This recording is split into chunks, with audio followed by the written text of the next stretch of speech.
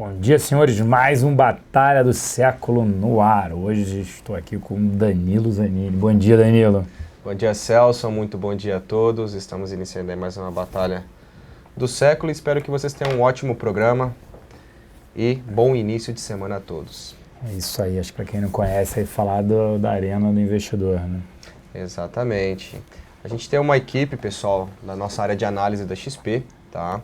A gente é segregado da parte de fundamentos com a parte de trading, na qual a gente tem analistas técnicos e também traders, tá? Então a gente passa ao longo de todo o pregão, um pouquinho antes das 9 horas da manhã, 10 para as 9, 15 para as 9 da manhã, as nossas salas já estão abertas. Então tem eu, o Alisson, Kleber e Aliak. Nós temos dois profissionais focados em tape reading, na leitura de fluxo, tanto do índice quanto do dólar, e dois profissionais focados em análise técnica, focados para day trade, swing trade, operações e opções, e a gente passa ao longo de todo o pregão ali auxiliando os nossos clientes, as pessoas que querem algum auxílio aí na tomada de decisão sobre os investimentos, sobre operações, e a gente aproveita aí ao longo de todo o dia para poder ajudar vocês. Então, quem tiver interesse de conhecer, a gente vai bater mais um papo aqui, em instantes eu já mostro para vocês como que a gente acessa a Arena do Investidor e como funcionam as nossas salas virtuais aqui. Joga lá, já quero. Deixa eu ir abrindo aqui enquanto isso. Isso. E hoje tem, né, um evento extremamente importante, né, que é a reunião do PMDB, mas é mais para sacramentar, oficializar a saída, né, do PMDB do governo. E porque é só interessante, né? A decisão vai se dar por aclamação. O que é isso? Eles podem perguntar lá, a maioria, quem é a favor da saída do governo? Levante a mão. E aí eles não colocam, não dão margem, né, para o PT. Quem foi que apoiou, quem foi que foi contra, quais os nomes. Então, nesse cenário ali, eles acabam, digamos assim, protegendo, né, os participantes, né, dos políticos do partido do PMDB. E aí, outros partidos, né, do chamado Centrão, né, também devem anunciar o desembarque, né, do governo, aumentando aí a probabilidade da saída do processo de impeachment, né, desse governo, ainda nesse primeiro semestre. Nós vamos soltar até uma pesquisa amanhã com os investidores institucionais, probabilidade de impeachment, para onde vai bolsa, para onde vai dólar, né? Na última, bolsa tendo um impeachment, quer dizer, o governo não completando seu mandato, a grande maioria acha que é no segundo semestre desse ano, bolsa entre 55 e 60 mil pontos, dólar entre 3 e 43 e 60. Mas quando tiver tudo ok aí, você me avise. Tá. E o pessoal já está perguntando aqui sobre alguns ativos. Mas aí, antes de falar de ativos, acho interessante a gente falar de bolsa, dólar, o que você acha, né? O que o gráfico te diz, o oráculo do gráfico te fala aí, o que você acha disso. Mas aí ele está entrando aqui para mostrar. Então, tá. Quer mostrar agora? Bom, a Arena do Investidor. Deixa eu falando então meu posicionamento enquanto carrega aqui o arquivo. Bom, mas a minha visão é totalmente essa também, Celso. A gente comenta ali, nós da Arena do Investidor, ao longo de todo o pregão com os nossos clientes, que a gente está vivendo um cenário muito atípico hoje, tá? A gente tem um cenário totalmente político que está influenciando diretamente o movimento do mercado, o movimento do dólar. Então, assim, pelo meio do gráfico, tá, tem espaço para a Bolsa desenvolver uma alta, região de 54, 55, barra 59 e 60 mil pontos. De acordo com a pesquisa que nós fizemos com os investidores institucionais, então a gente também tem esse viés, tá? O dólar caiu bastante, segurou na região de 3,60, 3,600, 3,700, e ali ele não está com força para poder voltar a trabalhar no campo positivo. Ali a gente tem uma queda bem expressiva nesse mês, do dólar, mais de 10%. Bom, graficamente falando, tem espaço para mais altas do índice? Tem. E temos mais espaço para quedas do dólar? Tem. Entretanto, a gente fica à mercê de toda a movimentação política, toda a informação no cenário externo aí que vai impactar a nossa bolsa. Então, a análise técnica como um todo, na minha literatura, sendo analista técnico, eu acabo mencionando que às vezes a análise técnica acaba perdendo um pouco a eficiência num cenário como a gente está hoje, tá certo? Então, esse é o posicionamento. Só estou terminando de fazer o download aqui da Arena do Investidor. quer que comenta sobre... Deixa eu comentar aqui então sobre o gráfico e a gente já mostra ali no Investidor em instantes, tá? Então, gráfico na tela aqui para vocês. O índice Bovespa tem uma sinalização de alta desde a segunda quinzena de janeiro, desenvolveu uma movimentação direcional, tá? Então, perceba que a gente teve aqui vários dias consecutivos de alta. E hoje o Ibov trabalha em cima de uma consolidação numa região de resistência bem importante, tá? A resistência essa estabelecida nesses patamares de 51 mil pontos, 51.300. Ela bate e volta, né? Toda vez. E agora está tentando se romper aqui, Celso. Olha como que vai bem de encontro com a pesquisa com os investidores institucionais. Graficamente falando, ela tem espaço para desenvolver uma alta, bem direcional. Qual que é o primeiro obstáculo? Ficaria aqui em cima na casa de 58 mil pontos. Tá? Logicamente que teríamos um pequeno obstáculo aqui no meio do caminho, que seria a região de 54 mil pontos. Então, acredito sim. Tem espaço para andar? Tem. 54/58, 60 mil pontos seriam os próximos patamares do índice Bovespa. Já o dólar futuro, se a gente colocar o gráfico diário do dólar, a gente percebe que a sinalização do dólar já é de queda. Ele trabalha aí numa movimentação bem direcional no campo negativo. A gente tem aqui um canal de baixa que pode ser desenhado no dólar, tá? Então nós estamos em cima de uma região de suporte. Claramente, se ele perder esses patamares aqui de 3.600, 3.580, a sinalização que o dólar vem buscar rapidamente aqui os patamares de 3.400, 3.450. A gente está falando de 3.45, 3.40, tá? Que seria os próximos níveis de preço, tá certo? Bom, então esse aí já passei graficamente para vocês. Mostra aqui para vocês como que a gente acessa a Arena do Investidor, tá certo? Aproveitando aqui que tá abrindo o arquivo. É para hoje? Oi? Para hoje. Pra hoje. Então, pessoal, entre aqui no site da XP, tá? xpi.com.br. A gente tem aqui na parte de educação a Arena do Investidor. Devagarinho, explica pro pessoal isso. Arena do Investidor. Arena do educação, Investidor. Clica aí, vai lá. Vamos lá. Vai abrir aqui a nossa página, então vocês podem conhecer toda a nossa equipe que faz parte da Arena do Investidor. E aqui vocês precisam ter conta na XP para poder acessar o nosso Blackboard. Caso não tenha conta, é só clicar nesse ícone aqui e vocês terão acesso à Arena do Investidor rapidamente. Então vocês clicarão aqui, acesse agora, tá? Vai fazer o download do arquivo, porque você vai estar logando na sua conta, você tem que colocar aí o seu login, sua senha para acessar a XP, vai fazer o download, vai em manter, vai fazer um downloadzinho do arquivo, tem que ter o Java instalado no computador, tá? Depois de ter instalado um Java no computador, vocês irão abrir esse arquivo, tá? Que é um Blackboard, que é uma sala virtual. Na realidade, aqui nós temos atualmente 5 salas virtuais. Na sala principal fica o Aliakin, tá? Então ele está aqui agora. 1.070 pessoas. 1.070 pessoas online agora, a gente está ali auxiliando a todos. Então aqui fica o gráfico do Aliakin, aqui vocês podem interagir com ele, escrever, solicitar bom dia, solicitar algum pedido de papel, enfim. Ou levantar a mão, vocês podem interagir via áudio também. Aí tem aqui a sala 1, que eu fico nela, eu só não estou agora, mas aqui está meu gráfico. Então, para os alunos que me acompanham, segue lá acompanhando essa minha tela. Tá? Então, fica aqui ao longo de todo o pregão também falando, focado bastante em operações de índice, dólar, fazendo alguns trades em opções. As duas primeiras, então, análise técnica. Segunda, tape reading, focada em dólar, aqui fica o Alisson, tá? Então, a maneira na qual ele opera, na maneira na qual ele acompanha o trabalho e ele fica interagindo com todos os clientes também que ficam na sala dele. E aqui, a sala do Kleber Rocha, que é focado também em tape reading, porém o foco dele é em índice futuro. E aqui na sala de operações número 4, que eu controlo todas as minhas operações, então vocês têm acesso aí os resultados que a gente tem no dia, as oportunidades de operações, então todas as recomendações que a gente chama na Arena, tá aqui ó, as operações que foram feitas no dólar, um gatilho de compra em Braskem hoje no Day Trade, se for acionado, a gente vai entrar nesse trade, e aqui em cima as operações de opções, tá certo? Então esse é o caminho, a gente convida a todos a conhecerem a Arena do Investidor.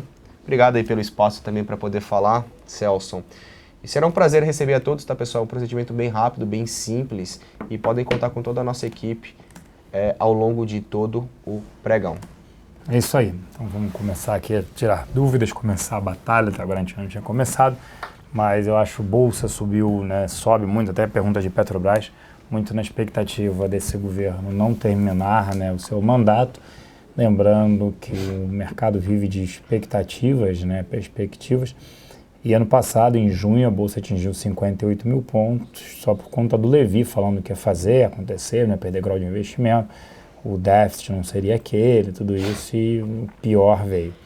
Então, vive nessa expectativa. O BTC fez aqui a pergunta, então acho assim, Bolsa por fundamento é caro, mas se a presidente Dilma cair, Bolsa ainda andaria, muito na expectativa, né, de mudança, de governo conseguindo fazer uma mudança aí no mercado. O petróleo sinalizou o fim de um canal de alta, iniciando queda e o dólar em alta. Isso não deveria estar empurrando as ações da Petrobras para baixo com mais força? Falando por fundamento, não, porque Petrobras não está negociando por fundamento. Petrobras está negociando pela possibilidade desse governo sair, né, não completar o mandato. Então, quando a gente olha uma empresa que tem uma dívida agora de 492 bilhões de reais, 74% em dólar, 8% em euro, o dólar caiu, mas extremamente elevada, a dívida líquida sobre EBITDA de 5,3 vezes. O que é isso? Se a empresa pegasse toda a geração de caixa dela, pagasse dívida todo ano, não investisse mais, ela demoraria mais de 5 anos para pagar. A empresa estima que esse ano ela vai gerar de caixa 22 bilhões de dólares. Só de custo de dívida vão 19 bilhões de dólares, mais 19 bilhões de dólares para investimentos. Vai precisar novamente, né, 22 menos 19, 3, se ela entregar essa geração de caixa, que eu acho extremamente difícil, mas vamos lá. 22 menos 19, sobram 3 bilhões da geração de caixa. Ela investe 19, faltam 16 bilhões de dólares. 16 ela fala, não, mas a gente vai vender 14 bilhões de dólares em ativos, o que eu acho extremamente difícil, mas a empresa trabalha com isso. 1 bilhão de dólares a gente vai rolar dívida e 1 bilhão de dólares a gente vai captar. Quer dizer, esse é o melhor cenário para a empresa. Uma empresa extremamente endividada que precisa de aumento de capital. Então, ela negocia por conta do político. Se permanece esse governo, essa ação tinha que cair de novo para 4, 5 reais. O que o senhor me diz aí sobre o gráfico, Danilo Zanini? O gráfico também está totalmente... Ultimamente, tá, pessoal, todos os papéis que a gente está olhando aqui para vocês, que a gente passa aqui, que a gente dá a nossa opinião, tá? É totalmente no cenário político. Para mim, a Petrobras subiu forte, tem uma resistência importante sendo testada. Ontem, aí, depois que foi divulgada a reunião do PMDB, até a Petro subiu bem, foi um dos papéis que mais subiram enquanto os bancos ficaram neutros, ele rompeu uma região de resistência. E o próximo ponto de parada é na casa de 9,10, tá? 9,50 seria um ponto de parada no curto prazo. Mais uma vez lembrando, ultimamente, Celso, eu estou bem cético para falar assim, Petro vai para cima, Petro vai para baixo, porque assim, a gente está totalmente envolvido no cenário político. Uhum. Você começou a falar das dívidas da Petrobras. Vale ressaltar que agora na última divulgação, você que é especialista na área, mas a gente teve aí diversos pontos, fora o fundamento da companhia, que vem a situação do Lava Jato e corrupção que interfere negativamente na companhia, né? E esses impairments que foram feitos na empresa também, isso está ligado? Ativos, né? Está muito ligado à corrupção também? O que você acha? Eles nunca falam, né? Acho que é corrupção e incapacidade, sim. Impressionante isso. Mas, enfim, a Petro está subindo, tem espaço para subir, tem via gráfico, mas eu estou muito cético com esses movimentos do mercado e para mim hoje o cenário é totalmente envolvido no campo político. Boa. Espaço tem, 9,950 seria um pequeno alvo ali e o espaço no curto prazo para queda seria na casa de 6 a 5,50 em Petrobras. Fundamento deveria ir para lá mesmo, até porque a mudança de governo não melhora a companhia. Exatamente. Vocês continuam confiando na pesquisa da XP de que se o impeachment vier, o Bovespa supera 55 mil pontos? Excelente pergunta, SMP. A gente vai soltar uma pesquisa amanhã. Dado que o PMDB deve anunciar sua saída, vamos fazer uma nova pesquisa amanhã com os investidores institucionais e esperamos divulgá-la. Eu vou estar fora aqui, amanhã eu saio 11 da manhã e só volto sexta-feira de manhã. Não é férias, é para palestras, aí vou viajar. Não sei se a gente solta quinta-feira ou sexta quando retornar, mas já teremos isso. Lembrando, para ter acesso a essa pesquisa, preencha os dados abaixo, abra sua conta na XP. Essa pesquisa vai ser comentada assim nas salas, na Arena do Investidor, em outras salas também, mas tenha primeiro acesso do que qualquer outro. Só o cliente XP tem acesso antes. Itaúsa, estou comprado no swing, Alan Brado. Eu gosto do ativo, olhar por fundamento, Itaúsa teria bancos. Acho que, para mim, os bancos se beneficiam de uma saída desse governo porque você tem as taxas de juros mais longas em queda. Mas o que representa a taxa de juros mais longas em queda? com a saída desse governo? Simples. As empresas diminuem o risco de inadimplência, as empresas começam a ter uma perspectiva, começam a pagar os seus empréstimos se tornam um pouco mais baratos, diminui a inadimplência, melhora para os bancos, melhora o cenário econômico, o banco volta a crescer. Então, esse é um cenário, por isso que quando aparece que a presidente Dilma pode não completar o seu mandato, ou o PT, aparece uma situação bem complicada, os bancos sobem, né? Banco do Brasil sobe bem, é o que mais tem. Quando a pessoa fala, qual ativo que mais está claro assim, que subiria, o que mais subiria, a maior upside em relação aos outros ativos de bolsa se tiver um impeachment, é Banco do Brasil. Só que como o fundamento ainda nos favorece Itaú e Bradesco, eu prefiro Itaú e Bradesco, Itaúsa no caso, acho que vale a pena ter sim em carteira, acreditando sim num término do mandato. O que o senhor me fala, Danilo? Complementando, Celso, antes desse cenário político que a gente está um mês para cá, 3 semanas para cá, Itaú ou Itaúsa são os papéis que mais movimentavam. Então a gente olhava o setor de banco, setor financeiro ali. Itaú é um dos papéis que a gente até mais gostava de acompanhar via gráfico, que ele tinha um espaço maior. Quando o mercado tentava reverter o movimento, iniciar um movimento de alta, o que saía na frente ali era Itaú.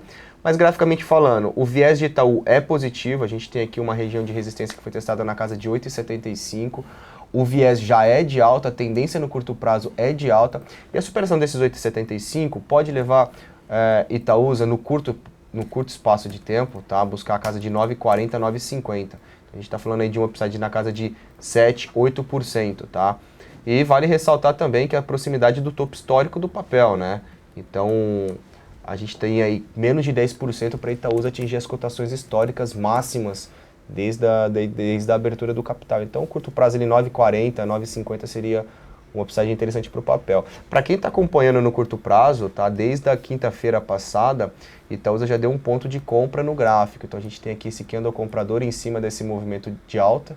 E agora a gente tem um espaço aqui para ele buscar 8,75. Superar 8,75 seria um ponto para a gente comprar mais o ativo e buscar a casa de 9,40. Boa. Vamos separar aqui, tem mais alguns ativos aqui. Perguntaram também Bradesco para compra. Bradesco entra na mesma situação para mim de Itaú e Itaúsa. E aí eu pergunto para o Danilo o que ele acha. Gráficos todos estão bem parecidos, tá? Eu acho que não vale nem a gente começar a olhar aqui o mesmo gráfico, mas superação de 28,12 de Bradesco, tá? Que é o mesmo desenho, que está mudando nada mais é do que são os valores, tá? Então, superação desses 28,12, 28,15 pode levar a Bradesco a buscar a casa de R$31, tá certo? O cenário é bem parecido, todos estão positivos aí, todos performando bem, principalmente aproveitando aqui e colocar o gráfico do Banco do Brasil, tá?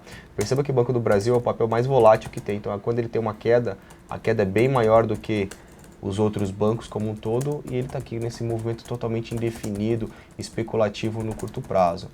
Mais uma vez, é um dos principais papéis que estão ligados aí diretamente com o cenário político. Mas o curto prazo, superação de 21,35 em Banco do Brasil, pode levar a casa de 23,50. Fábio está perguntando por que Cielo não faz mais parte da carteira. É relação risco-retorno. A gente tirou Cielo da carteira muito por conta de receio de governança corporativa.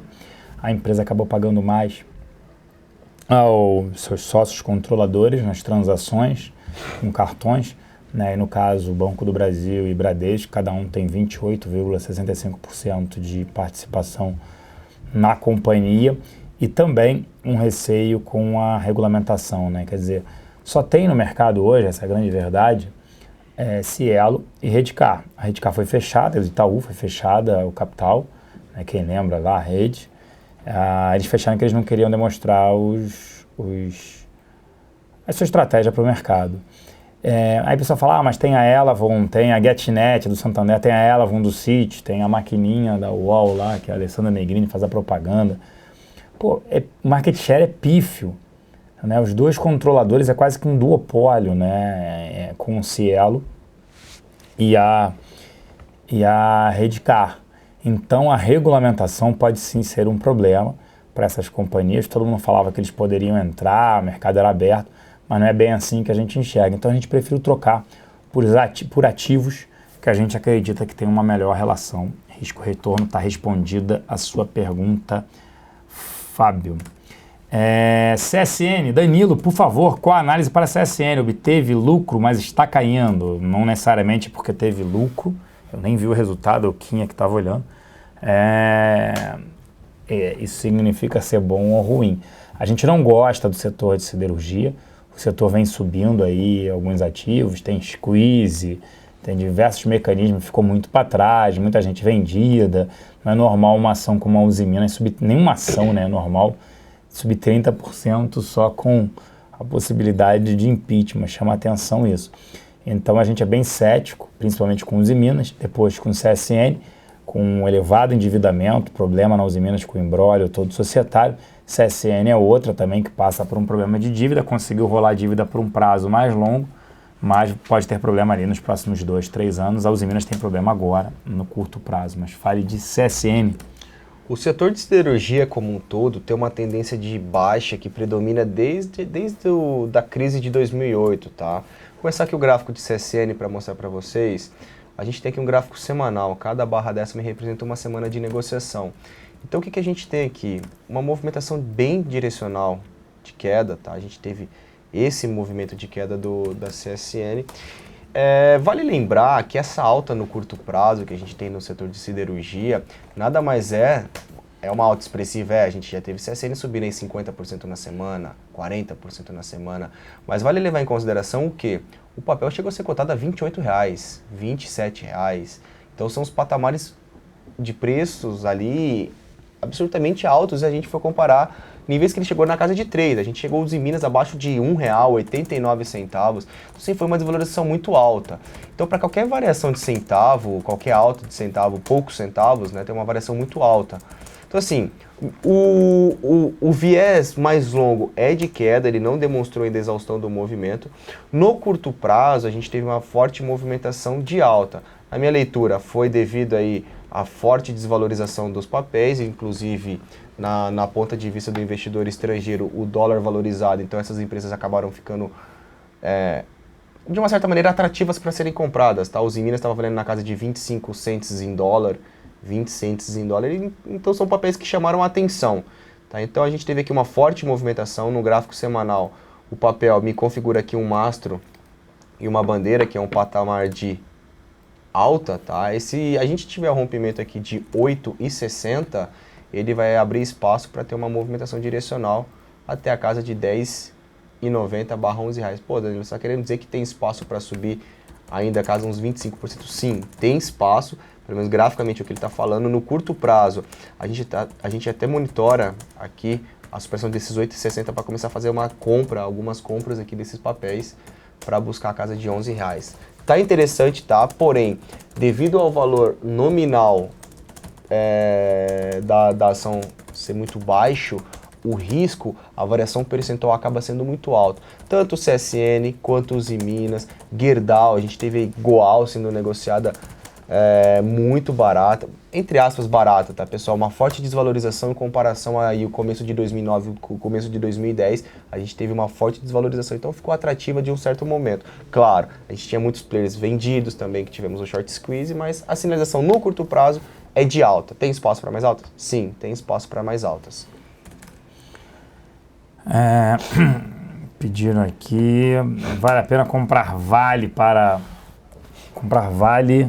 5, né, para venda daqui a 2, 3 anos? Acho que pode ter uma recuperação. Olhando mais longo prazo, vale sim. China, melhor.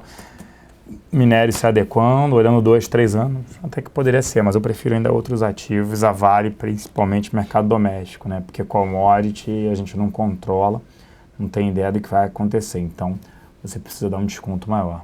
O que você acha de Vale 5? Para longo prazo. Para longo prazo? É. Bom, Celso, fala do curto, sei lá. Fala o quê? Fala o que você quiser aí, do curto prazo, do médio prazo. Não, produção, ele fala o que quiser, né? A produção tá dormindo ali. Bom, pessoal, o mercado como um todo, na minha leitura gráfica, ou pelo que a gente vê, ele está subindo muito forte devido ao cenário político. Tem espaço para mais altas? Temos espaço para mais altas. Entretanto, o cenário interno do Brasil ainda temos muitos obstáculos a serem enfrentados ainda para a gente poder ter uma certa recuperação do cenário econômico, as empresas voltarem a crescer, investir e tudo mais. Tem espaço para altas em Vale? Tem. Tem, mas se a gente for levar em consideração a tendência de baixa desde 2009, 2010, aí, desde quando a gente acabou a crise de 2008. O que eu vejo? Primeiro ponto, Vale, o curto prazo, o rompimento de 11,85 é um ponto comprador, tá? Bem parecido com o gráfico de CSN. E a Vale vai intensificar altas se ela conseguir superar esse patamar aqui de R$13. Superando R$13, poderia buscar a casa de R$16 num curto espaço de tempo, tá certo? Mas, bom, em relação à posição em 2 anos, o que eu acho que seria interessante para um investidor que quer alocar um capital? O que você acha, Celso? Seria mais interessante montar uma estrutura com opção... Sim. Eu prefiro outros ativos. Vale, não sei quanto é que vai ter o preço do minério. Exatamente. Vai ser um bico. Então, não dá para projetar um ano hoje. Então, muito difícil. Eu prefiro, se você entrar mesmo, ver uma operação, uma fence mais longa, acho que seria mais interessante. Nossa mesa estruturada está à disposição. Exatamente. Uma maneira um pouco mais prudente também de se expor para um prazo maior devido às incertezas, tanto no cenário interno quanto no cenário internacional. Isso aí, já falamos sobre Bradesco, mas aí o S&P fez a pergunta. Parece que o Bradesco realmente pagou caro pela PSBC? Sim, pagou, eu sempre citei isso aqui. Pagou 1,4 patrimônio. O Bradesco não está negociando abaixo disso.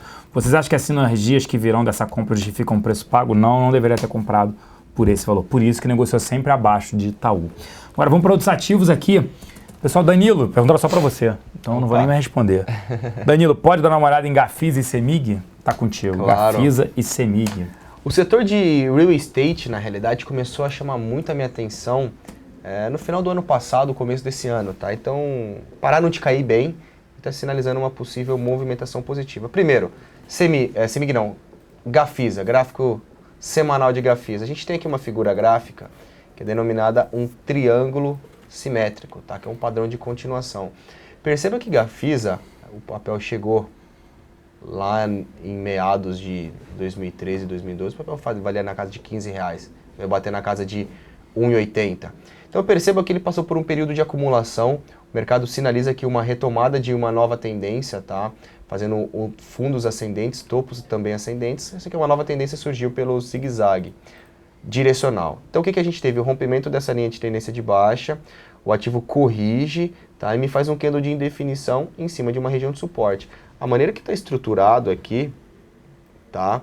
A maneira que está estruturado abre espaço para Gafisa retomar o seu movimento direcional de alta, tá certo? Então é um papel que me chama a atenção, na realidade o setor como um todo, Gafisa, MRV, Exetec, estão atrativas aí para a gente poder pensar numa compra, iniciar algumas compras aí por um prazo um pouquinho, médio prazo, um prazo até um pouco maior devido ao valor do papel. Semig 4. Semig é um papel que subiu bem nos últimos dias, tá? No médio prazo ele reverte sua tendência de baixa para uma tendência de alta, se desvencilhou de uma região de resistência importante, que era uma região que tinha um obstáculo para a alta dos preços, e acredito que a gente tem uma nova tendência surgindo aqui em Semig. A gente tem os primeiros pontos de parada em Semig na casa de 9,70, depois a gente teria um próximo alvo aqui na casa de R$11 para altas, tá? Para quem gosta de figuras gráficas, a gente tem aqui um ombro, cabeça, ombro invertido, e o mercado rompe essa consolidação e abre espaço para uma movimentação de alta aí no médio prazo. A gente está falando de uma movimentação aí na casa de R$2, R$3 por um papel que está valendo 8 nesse momento, 8,30. Beleza, vamos lá. Prezados, se possível, comente Sabesp para compra. O Rafael está perguntando. Rafael, saiu um resultado melhor do que esperado, ela reduziu, né? Ela teve uma melhor, digamos assim, resultado financeiro do que se esperava. E o EBITDA também, o resultado operacional veio melhor do que as expectativas, até porque quem apostava, a gente mesmo falava sobre isso, sobre crise hídrica, a empresa acabou se beneficiando. Eu não gosto por conta da interferência governamental, eu não gosto de ativo regulado, ainda mais o Estado sendo controlador. Ele pode sempre utilizar como margem de manobra para reduzir a tarifa. Então eu sempre fico cético. Com esse tipo de ativo eu prefiro outros. Mas eu deixo aqui o meu amigo Danilo Zanini para comentar graficamente. Por fundamentos não teria, eu prefiro outros ativos que a gente vê um cenário mais favorável. Em relação ao gráfico, tá? A Sabesp foi uma empresa que teve pouca ligação com essas movimentações que a gente está tendo no cenário político. Ela oscilou menos do que o convencional dessas empresas.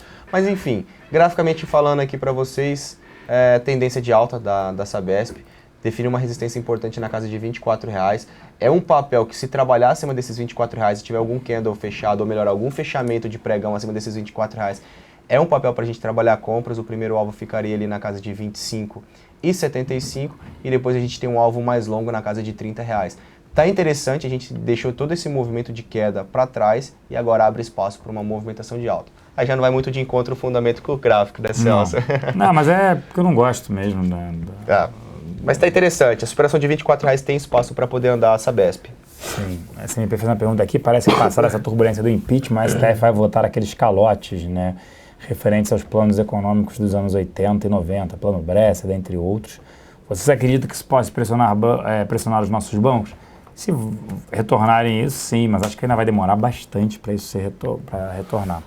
MRV, estão perguntando aqui, para olhar MRV, você falou do setor de real estate, que estaria interessante para compra. Essa é uma empresa que é extremamente bem gerida. Se eu tivesse que olhar uma empresa de real estate, eu gosto dela, direcional também, né, pela gestão que as companhias têm. Ela faz meio que, ela está na faixa 3 do Minha Casa Minha Vida, é uma faixa um pouco mais elevada do que a direcional. A direcional é faixa 1, então vocês têm interesse, curiosidade, eu sou analista, sou extremamente curioso nesse sentido. Eles mostram em 45 dias como é que eles fazem um prédio, é impressionante. Em 45 dias eles montam um prédio. São conjuntos habitacionais, sem elevador, mas é um caixotinho, mas mesmo assim tem uma filmagem rápida no site que é impressionante. Aí é direcional, é impressionante como eles fazem isso. Mas se tivesse que ter, seriam esses dois ativos que recomendaria. Mas eu particularmente, a gente prefere ficar fora do setor de real estate. Dado esse cenário desafiador, a empresa lançando menos, vendendo, o estoque aumentando pelo número do distrato, a gente prefere ficar de fora. Mas é óbvio que a notícia da Caixa, mesmo com a alta de juros que a Caixa ofereceu, mas aumentando o percentual financiado, ela tinha até 50% financiado do valor total do bem para imóveis usados. Ela elevou agora de novo para 70% desde o final da semana passada. Óbvio que isso ajuda, né? Imagina um imóvel de 500 mil, você precisava ter 250 mil para financiar os outros 250 mil. Agora não, precisa ter 150 mil, então faz diferença. Imóvel de 400 mil, você precisava ter antes 200 mil, agora você precisa de 120, então começa a ter uma diferença grande, ainda mais para a população de menor renda. Imóvel de 300 mil, vamos lá, precisava antes de 150 mil, agora você acaba precisando, eu falei de quanto? Imóvel de 300 mil, agora de 90 mil, então vai diminuindo o valor necessário. Aí o cara pode usar o FGTS, tudo isso acaba sendo um valor menor que ele precisa dar de entrada. E aí é muito mais o quanto é que ele pode pagar por mês, e nesse caso, indo para 70% ajuda, do que a alta de juros nesses imóveis. De uma certa maneira está respirando o setor, começou a respirar. Ajuda um pouco ela. Bom, gráfico bem bonito de MRV. Desculpem, pessoal. Então, desde o final do ano passado, a gente falou que o setor começou a melhorar, tá? A gente tem uma tendência de alta claríssima em MRV. O ativo, na realidade, ele está próximo para poder acionar uma compra, que a gente está até monitorando o papel lá na Arena do Investidor, que nada mais é do que o rompimento desses patamares aqui de R$ 12,41. Percebam que a sinalização é positiva, a gente passa aqui por uns 10 pregões aproximadamente acumulado. Percebam que o ativo também tem pouca interferência, tá, com esse cenário político, mas romper esses 12,40 é um papel para ser trabalhado compra. A gente tem aqui um mastro e uma bandeira, que é um padrão de continuação de um movimento de alta, tá? E os próximos pontos de parada, superando esse patamar de 12,40, a gente vai ter o primeiro obstáculo aqui de preço, na casa de 13,12, 13,15, e depois a gente vê um upside para o papel lá na casa de R$15, tá? Então tem um alvo bem interessante para a gente poder trabalhar. Mas no curto prazo, se for para falar, é uma recomendação? Sim, é uma recomendação. Qualquer pregão em que MRV fechar acima de R$ 12,41, a gente vai trabalhar compras para o curto prazo. Danilo, Ibovespa não está fazendo uma cunha de baixa? Ibovespa me fazendo uma cunha de baixa. O Sérgio está perguntando aqui. Você sabe o que é uma cunha, Celso? De baixa? Eu não sei, eu não entendo nada de análise técnica, cara. Minha escola é fundamentos, eu não olho gráfico. Brincadeira. É zero. Bom, na realidade é uma cunha ascendente que tem a característica de baixa, tá? Mas se for para falar o nome, é cunha ascendente, não cunha descendente. Mas deixa eu colocar aqui no gráfico para poder interpretar. Tem esse movimento, tá? E teremos a ligação desses topos. É uma cunha? Sim, é uma cunha, porém eu tomaria um pouco de cuidado para falar assim, agora eu vou trabalhar vendido no Ibov. Se o Ibov voltar aqui e perder esses 48.800 pontos, ele é só nessa cunha ascendente, que apesar do nome ser ascendente, o padrão é de baixa, ele perdendo aqui, ele abre espaço para poder cair. Mais uma vez, o gráfico aqui, a figura gráfica, tem importância? Às vezes sim, às vezes não. Da maneira que a gente está trabalhando agora no nosso cenário hoje, totalmente envolvido pela política, eu fico um pouco cético de interpretar essas figuras gráficas. Como vários papéis estão fazendo um mastro bandeira, como vários papéis fizeram um pivô de alta, mas sim, eu não tinha visto essa cunha, acabei de ver só porque você mencionou. Mas sim, é uma cunha ascendente cuja a característica é de baixa. Concordo com o Marcão, o único cunha que eu conheço é a descendente que vai sair da Câmara. Né? E o Daniel Cunha, nosso economista. Nosso economista que fica baseado em Nova York. Mas vamos lá, tem diversas perguntas, o tempo está acabando. Né? Marcão fez uma boa pergunta aqui. Você acredita que mesmo depois do processo de impeachment, os ativos de renda fixa estarão negociando com taxa especial mais alta que as atuais? Não, eu vejo para baixo, tá? Eu vejo um ajuste aí para baixo. O Léo ABB perguntou para ver o gráfico de ABCB4. Eu não gosto, não é que o banco é ruim, líquido, é bem gerido, tem dinheiro, mas é liquidez, né? Então a gente acaba não olhando. ABC, né? Arabian Bank Corporate, alguma coisa assim. É dinheiro infinito da Arábia. Mas é dinheiro infinito da Arábia. Então ele não tem problema de captação. Diga lá. A gráfica, a tendência de alta, claramente. Ontem rompeu uma estrutura que os bancos ainda, Itaú, Bradesco e Banco do Brasil não romperam. A ABC Brasil rompeu aqui, tem espaço para continuar seu movimento de alta. É um ativo que eu também olho com pouca frequência, tá? Eu não olho devido à liquidez, o book dela é muito fraco.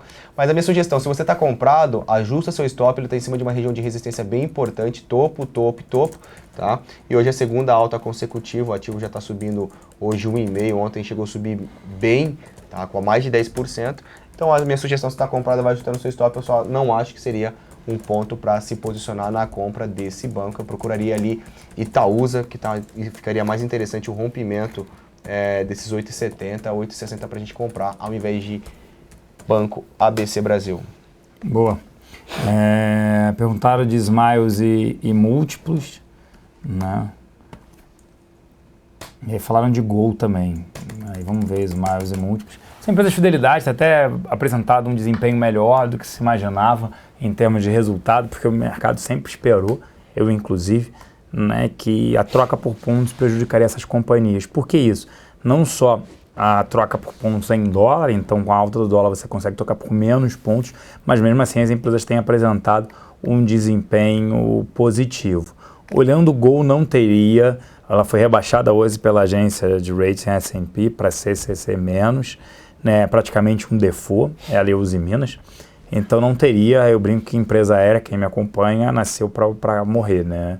Olha, alguns anos atrás a gente tinha Transbrasil, VASP, Varig, né? A Gol entrou em 2001, mais ou menos, e olha a situação dela, praticamente quebrada com essa situação. Não teria Gol, mas é óbvio que pode andar, a mudança da regulamentação fez a ação subir, a regulamentação o governo liberando, né? Era o estrangeiro só poderia ter 20% de empresa aérea, aumentou para 49%, isso liberou, mas a Delta falou que não tinha interesse em entrar na companhia, eu prefiro ficar de fora de Gol. Smiles e Múltiplos são duas boas empresas, né? Dá até para ter, mas eu prefiro outros setores, se fosse olhar. Se fosse para escolher Smiles ou Múltiplos? Pela liquidez, Smiles. Smiles, graficamente está bonito também. Rompimento de R$40 é compra.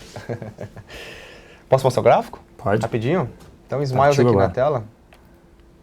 Tá aqui, ó. O ativo tem uma resistência importante em R$40, tá? Revertendo aqui a sua tendência de baixa que predominou, a gente passa por um período de indefinição e o rompimento desses R$40 leva uma movimentação direcional do papel, tá? E ó, para quem falou sobre figuras gráficas, a gente tem aqui um mastro e uma bandeira, tá? Que nada mais é do que um padrão de alta. Então, o mercado rompendo esses R$40, podemos trabalhar compras. A gente tem até alvos bem longos, tá? R$47, R$48, que seria essa região. Depois um fechamento de gap na casa de 50 e logicamente lá na casa de 55 um alvo maior. Mas esse Smiles está no nosso radar também para trabalharmos compras. Boa, responder aqui a última pergunta, gente, não vai dar para responder. outras mais, né? O Arnaldo fez uma boa pergunta aqui, como os indicadores de confiança divulgados hoje? Confiança do comércio e confiança do consumidor, só para exemplificar, botar todo mundo no mesmo patamar. Você espera que um novo ajuste, queda das ações de varejo, algum driver para a retomada? A retomada do driver é queda de juros futuro. Né? E como a gente acredita que a probabilidade é maior desse governo cair, os juros futuros vão cair e vão andar. A gente gosta de loja Renner, nesse caso, que financia em 8 vezes com juros, e aí custo de captação dela diminui e também a inadimplência tende a diminuir nesse segmento. O que o senhor me diz de loja Renner? Bem interessante, agora ela ficou operável, né? Que ela, teve desdobramento de ação, ela estava valendo muito cara, até a liquidez dela era um pouco, prejudicava para os traders, até mesmo para se posicionar no papel. Mas está bonito o gráfico, a gente tem aqui uma região de resistência bem importante sendo desenhada. É um papel parecido com o Smiles, tá? Graficamente falando. O rompimento desse patamar de R$ 22,60 é compra. Logicamente que o primeiro obstáculo ficaria aqui na casa de R$ 23,60, que nada mais é do que o topo histórico do papel, e consequentemente ele teria espaço para caminhar aí para renovar suas cotações históricas, tá? Mas está interessante, R$ 22,60 é um ponto para se trabalhar comprado, e acima dos R$ 23,60 a gente pode até aumentar a nossa exposição no papel. Não posso deixar de fugir, vou ter que comentar aqui. No chat escreveram o seguinte: toda semana Danilo pergunta aos fundamentalistas se ele sabe o que é isso ou o que é aquilo. Se o Celso começar a fazer perguntas sobre fundamentos para ele, o menino vai perder até o caminho de casa. Nada, ele está estudando, ele vai fazer o CNPI pleno, que é de fundamentos. Eu não sei quantas vezes ele vai fazer, mas ele falou que vai fazer. Eu vou tentar no máximo em 2. Minha meta é passar na primeira. Então, cara, ele não vai ter o certificado CNPI. De análise fundamentalista, o pleno. Pessoal, tô brincando, gente. Eu tenho, graças a Deus, sento ali perto do Celso, da Zeira e do Ricardo aqui, eu aprendo bastante com eles. Me formei em contabilidade também, então uma certa parte contábil eu consigo entender, mas estudar a fundo fundamentos eu ainda tô no caminho. Em breve, se Deus quiser, terei o pleno aí, né, Celso? Vamos ver. Tem que aprender. Mas, gente, agora tem a fala da Yellen, extremamente importante. Por isso até que eu acho que o dólar estava subindo. Por conta também de China, né, números lá mistos, discussão sobre o próprio país e também uma inflação no Japão. Então, isso gera um receio, né? Como é que vai ser a fala da Yellen? Ela pode dar uma perspectiva de aumento de juros ou não. Então, esse é um cenário ali desafiador. Por último só, fala aí, olha aí, Suzano, SUSB5. Suzano depende do dólar. Se a gente acha que o dólar é para baixo, eu acho que o ativo pode continuar sofrendo, tá? E a China, por mais que o preço da celulose esteja estável, eu fico com esse receio agora. Então, a gente na carteira hoje, a gente não tem nenhum ativo ligado a commodities e também dólar, nem Embraer, nesse sentido. Tendência de baixa, ela tentou recuperar no curtíssimo prazo, não teve força. Se for para trabalhar compra, 14,40 a superação, podemos trabalhar uma compra contra a tendência, o risco acaba sendo maior, então cuidado com o tamanho do capital, ele poderia buscar esse patamar de R$ 16,60. Certo? Então está bem interessante, a gente poderia até configurar um pivô de alta em Suzano. Caso contrário, ele não venha romper os R$ 14,40 e se ele voltar aqui e perder esse patamar de 12,80, a gente pode até trabalhar short no papel e buscar a casa de 11,50, 11,60 como alvo. Só para complementar agora, Celso, que você falou, e Yellen vai falar, quem tiver interesse, a gente está voltando ali para a sala da Arena do Investidor. Eu, Alisson, Kleber e Aliak, a gente vai estar lá e focado tanto em ações, índice, dólar, qualquer dúvida que vocês tiverem. Fica o nosso convite, vocês já viram um caminho aí. E a gente volta nos próximos programas para poder auxiliá-los a nos acompanhar na Arena. Mas o comentário eu tenho que fazer. Mas agora é um elogio. O Danilo é bom, gosto dele. Não atura aquele outro menino das olheiras que fala engasgado. Esse é ruim demais. Eu não sei de quem que ele está falando. Menino das olheiras, eu não sei aqui quem é. Obrigado pelo vídeo. Eu vou levar só o elogio, né? Eu não tenho olheiro, então acho que também não é comigo. Mas obrigado aí. Obrigado. Lembrando, a Arena do Investidor, são 4 profissionais para atender. Nesse cenário de volatilidade, o fundamento, esquece o fundamento, infelizmente. Você tem que pensar muito mais longo prazo. Para ter algum ativo, eles ainda podem corrigir, eles podem ir para baixo. Então, o cenário é extremamente relevante agora para operar no curto prazo. E aí, posições como swing, a carteira semanal, que eles agora vão ter uma carteira semanal, não tem a top pick na área de fundamentos, vai ter também a carteira semanal, né, de análise técnica. Acho extremamente relevante e interessante para todo mundo ali apoiar. Eles estão falando do Gustavo, eles estão falando do Walking Dead, o fã do Darth Vader. Maravilha. Caraca, coitado do nosso economista lá, do nosso garoto. Coitado, vou falar com ele, gente. Mas obrigado pela participação de vocês. Lembrando, a Arena do Investidor é extremamente relevante nesse momento atual de volatilidade. Um grande abraço. Obrigado, Celso. Obrigado a todos. Pessoal, atentos aí, várias informações no cenário político, reunião agora à tarde, o mercado pode ter alguma volatilidade. Vamos lá para a Arena que a gente acompanha o pregão com vocês. E até o próximo programa.